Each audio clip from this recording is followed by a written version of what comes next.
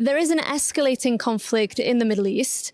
Could this trigger more migratory flows into Europe? And what are you and other ministers doing now to prepare? Well, hopefully not. I think so far we're not seeing any signs really of any imminent waves of refugees leaving Iran. But of course, we also know from the war in Syria, for example, 10 years ago, that things can also change very quickly. But so far, we're not seeing any signs. But we are prepared, and also today's discussion focused on this in many ways, to prepare for things that we might not want to happen, but that might occur. Is Europe equipped, though, to deal with more migratory flows? And are countries like Sweden able to accept potentially big waves of refugees moving in? Well, I have said from the beginning that we cannot have what we had 10 years ago. We cannot have another refugee crisis. I mean, for obvious reasons, we are still struggling with many of the challenges and problems that we saw back in 2015.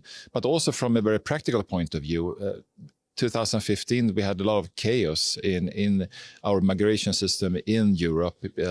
There were lacking housing, young adults that had to live with older people, etc., and a lot of chaos.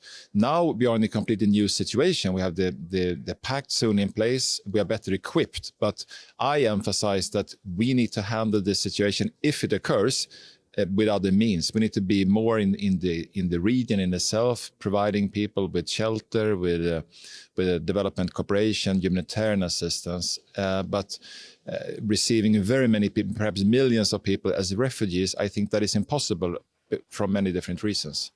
You also presented to your colleagues today a new initiative that you're leading to change the way that the Refugee Convention of 1951 is being applied. Tell us what your goals are here. Well, our goal is not to change the Refugee Convention from 1951, but we want to make the guidelines regarding it clear on one thing, and that is for obvious reasons. I mean, most people that have a refugee status, they don't commit any crimes, they're honest people. But we've also seen lately some cases in Sweden, for example, where an individual, he was sentenced to 4 years of prison because of rape. But still, the Court of Appeal said that because of the fact that he had a refugee status, this rape was not grave enough for him to be expelled. I think that is outrageous. I think even though the convention is 75 years old, I mean, it would never have been written this way if it had been written today. So we want to change this description of it on the guideline. And that is this Swedish initiative that we're now moving forward with. These would be people who have received refugee status, presumably because they are fleeing wars and conflict or persecution in their home countries. How would that work then if you were to deport an individual because they've committed a serious crime, when maybe in terms of international law, how would that work if that individual then faces a war or persecution at home?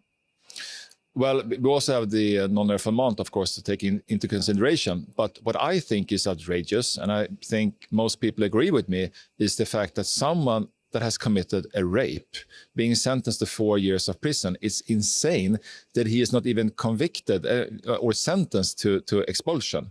So we need to take one thing at a time here. And in order for this to happen, we need to change the guidelines, even though it has to do with the Refugee Convention.